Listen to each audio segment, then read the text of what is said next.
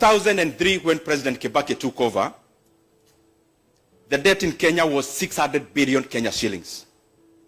600 billion Kenya shillings when President Kibaki took over. By the time he left, it was around 1.8 trillion Kenya shillings.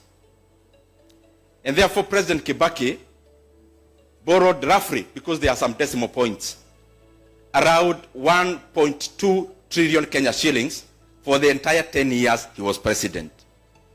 And therefore, he was borrowing around 120 billion it's actually 100 billion every year. When President Uhuru Kenyatta took over, the debt was 1.8 trillion. In 2022, the public debt in Kenya was 8.7 trillion Kenya shillings. And therefore, he borrowed around, we can say 7 trillion. So in every year, he was borrowing roughly 700 billion shillings. There is a reason I'm giving these figures. The current administration, when it took over, the debt was 8.7 trillion Kenya shillings.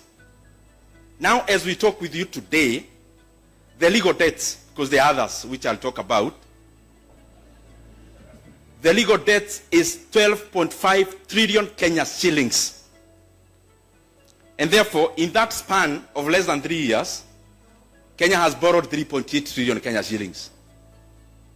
And therefore, Kenya is borrowing 1.25 trillion Kenya shillings every year. And therefore, the money Kibaki borrowed in 10 years, we are borrowing every year. And therefore, every day, we are borrowing 3.5 billion shillings every day. So this conference will be here for a week. So by the time you go back to Nairobi, you can do the calculations. That is the legal debt. Those who follow politics of Africa, you must have followed the politics of Senegal last year, where two gentlemen, that is Diomaye Faye and Osman Sonko, they are currently the president and the prime minister respectively, were actually had been locked in by government then. They campaigned for only 10 days and won. Only 10 days. Because people were fed up that time. Upon assuming office in Senegal last year, they realized that the government of President Macky Sall in Senegal had borrowed between 7 to 13 billion US dollars of the book. What is of the book? There is a register the DG in the National Treasury is referring to. That is the one when you go to the Central Bank of Kenya and all the government data, you'll get to see how much is the debt in Kenya. That was the same book they thought was legitimate in Senegal then. Upon assuming office, they realized there were some debts baptized in other names. You can call it securitization, you can call it revenue-backed board, you can call it asset-backed board. In Kenya, they have names. One is called securitization of road maintenance levy fund. The other one is called Talanta Board. The other one is many others. So they realized there was 13 billion US dollars borrowed off the book. As we talk today, the duo that was very popular in Senegal last year, just wait in the next few months. Actually, issues have already started. Why? Because it is important for a country to maintain one book of debt. And I've been talking about this issue because of the enormity of its importance. Kenya must stop borrowing off the book. Beyond the reported debt of 12.5 trillion, Kenya has already borrowed an illegal debt of 175 billion shillings, where they have gone to the banks, taken a loan of 175 billion, and then they are telling the banks they'll be collecting the fuel levy for the next 7 years. And I'm here wondering, the people in the National Treasury and in government, if you came in to lead and you realize that all the revenue had been securitized, then you'd be elected to do what? So that's one. Second is called Talanta Board. The Talanta Stadium you see, the cost is 45 billion in present value. But it is important for Kenyans to know that Kenya actually took a loan of the book of 45 billion shillings. And do you know what? Now, we'll be servicing that debt using sports fund. Every month, 500 million shillings. In 15 years, a debt of 45 billion shillings, Kenya will pay an interest rate of 100 billion Kenya shillings. And therefore, the cost of the Talanta Stadium in Nairobi, the one you see on Gong Road, is not 45 billion. It is the most expensive stadium in the world. It will be 145 billion in the next 15 years. So I've been requesting the people who are dealing with our debt, no one anakuzuia kukopa, but please let us maintain, as we have done in the past, only one book of debt. And this issue, again, was just discovered in Kenya last year. Actually this year, 2025, since independence, we have never done securitization. We have never done those kind of boards. It is important that when we get a squeeze on the normal borrowing, let us not expose Kenya by opening other secret, illegal books of loans. Policy, the issue of policy. I'm just going top line. As you realize nowadays, the fiscal policy in Kenya has now been hijacked by debt. And this is how. The reasoning of the National Treasury, they are my friends, some are doing their best. The fiscal policy in Kenya currently is only addressing one issue to the detriment of the others. Why? If you look at both fiscal, actuary, and monetary policy, if you look at the issue of interest rate, we keep seeing the CBR is coming down. But if you look at the lending to the private sector, it's decimated. It is either stagnant or going down. So to whose interest is the interest rate in Kenya going down? It is basically because of domestic debt service. And that is why you see now the composition of debt in Kenya, and everything has ramifications. Previously, we are 50-50, that is domestic and foreign. But over time, we are now past 60 domestic. Why? Because Kenya does not want to be accountable to the external lenders. And you can see the trend. If IMF asks questions, what is our response as Kenya? We come to crowd out businesses in terms of credit in our banks. So we borrow internally. So in Kenya, the banking sector is making every year a return in terms of growth in profit, but it's not in tandem with the productive sectors of the economy, because the government is dominant in lending, in borrowing. In the economic classes, we used to be told the work of government is to release money to the economy, either through banks, through fiscal policy. Now we have inverted. Now the work of the government currently is to mop up money from the pockets of the people and from the pockets of the banks to do the public projects. But you're only transferring farm and consumer, farm and individual consumption to public consumption. Sorry, I just said I'll be doing the highlights. If you look at the exchange rate in Kenya, the exchange rate in Kenya is currently misaligned by around 12 to 18%. Misaligned in the favor of the Kenya shillings. Why? Because of the service of external debt. But what is the ramification of that? What is the ramification of having a misaligned currency, a stronger one? If you look at the graph of the Kenya currency, when Kenya was having its best years during President Kibaki's time, the Kenya shillings was actually misaligned to weaken, not to strengthen. Because when you strengthen the local currency, what are you basically doing? You make payment of interest rate cheaper, but you make all our exports less competitive, and number two, you make all the imports very attractive. That is why you see when the Kenya shillings is misaligned just because of debt, then we take a toll on the other sides of the economy, and especially the balance of payment, and in regards to the production side, not just the capital inflow and outflow.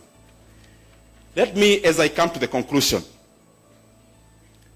just say that what I have realized is that whatever PR you play around numbers, numbers will always betray you. If I say 4 plus 4 is 8, and somebody else is saying, no, it can be 9. Whether you paint it in black, in yellow, in red, 4 plus 4 will always be 8. And this is the reason I'm saying that. Beyond the paintings we are doing around how we are managing debt, how we want to do this, and how we've been doing this, numbers and figures always summarize stories. Numbers and figures always summarize narratives. Now, let me go back to the same regimes I talked about so that you compare by yourself. And you tell whether the policies now, the fiscal policy, because everything is boiling down to debt, is working or not. And I'll use the figure that encompasses everything, which is the GDP growth. GDP growth takes care of exchange rate, balance of payment, everything else. President Mwai Kibaki took over the economy of Kenya when the GDP in Kenya was 19 billion US dollars. By the time he left, I'll actually give 3 years just to accommodate everyone, because currently we are in our 3rd year. 19 billion US dollar was the economy of Kenya when President Kibaki took over in 2002, 2003.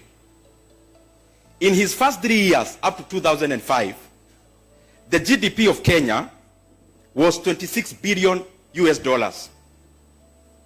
And therefore the growth in 3 years was 36%, just taking this and use at the base. It was 36%.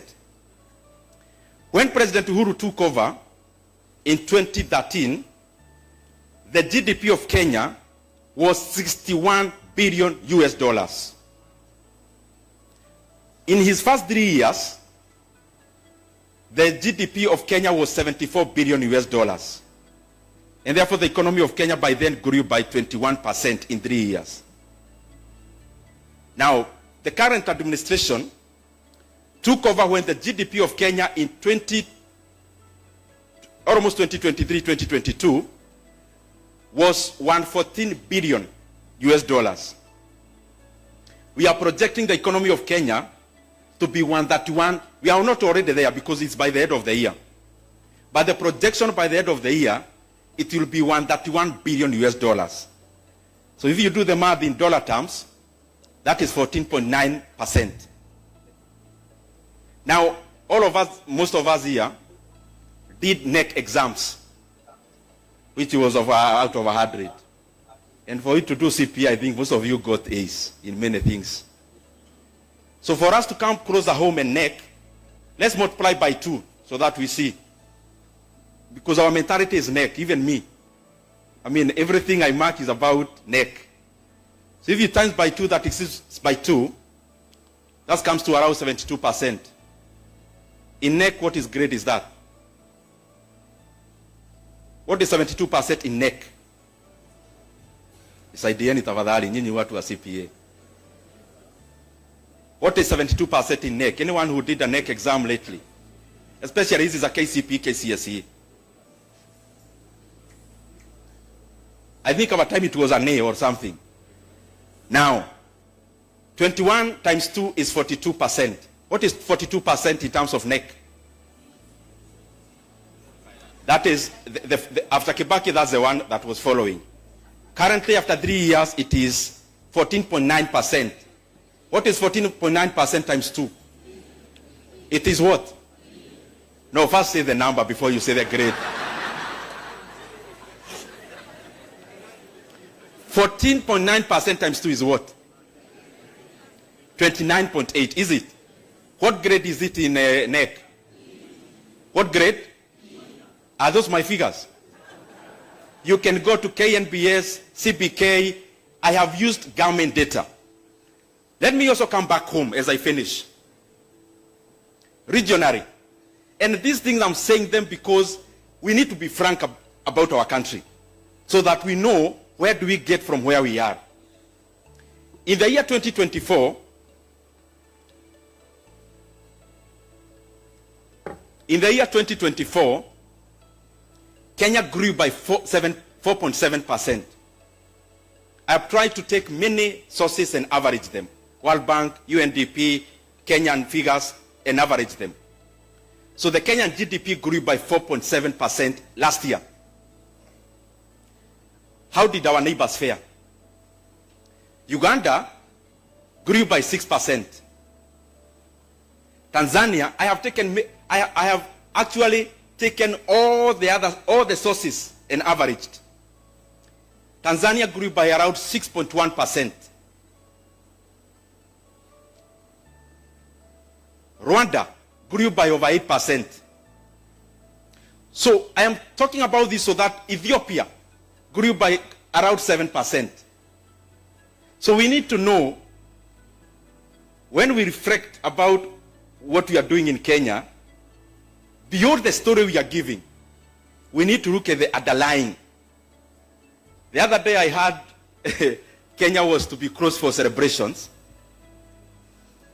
because I heard there was a big announcement that the GDP of Kenya has been projected by IMF to be the number 6 biggest economy in Africa. And I actually thought we are going to have a national holiday to celebrate. But these are the facts. In the year 2021, listen to me carefully. In the year 2021, the GDP of Kenya was 109.88 billion US dollars. I'll give in dollar terms because even that celebration was in dollar terms. Kenya, listen carefully. In 2021, Kenya was the number 6th largest economy in Africa. In 2022, the GDP of Kenya was 114 billion US dollars. In 2022, during election year, Kenya was the number 6th largest economy in Africa. In 2023, we already had a new government by then. Out of the mismanagement of the currency, in dollar terms, the economy of Kenya went to 109 billion US dollars in 2023. That is the point where Kenya became number 7 after being overtaken by Ethiopia. In 2024, the economy of Kenya persisted to be number 7 in the world at around 120 billion US dollars. So this year, we are now coming to number 6 again. You know, a guy who can come, demolish your permanent house in a village, demolish deliberately. After demolishing because he has money, then calls a village to join for Harambee, and he volunteers to build your house. But instead of building the Mawe house you had, the permanent one, he builds you a Mabati house, and he wants the whole village to hail them as a very benevolent leader. Because Kenya was number 6 largest economy in 2021, in 2022, so returning it to where it was, is that a cause of celebration? Thank you, thank you. Thank you very much. Can I get a minute? Omolo? Yes, yes. Yes. And that is the reason why Omolo, most of the projects in Kenya, I mean, just try to have your mind go across the country. Look at any project you can identify. I've talked about debt in Kenya. We are borrowing 3.5 billion every day. I've talked about the illegal debts in securitization, Talanta Board, and the rest. They actually are in the plan of securitizing your housing levy for the next 10 years. So they want to take a loan, and the security will be your housing levy. So the government that will come will realize the housing levy was already collected for the next 10 years. But that's not the point I had. The point is this. Of all the projects you know happening in Kenya now, starting with one that we are celebrating, Rironi Mau Summit, it's not part of the debt. It's also not part of the illegal debt. It is another issue.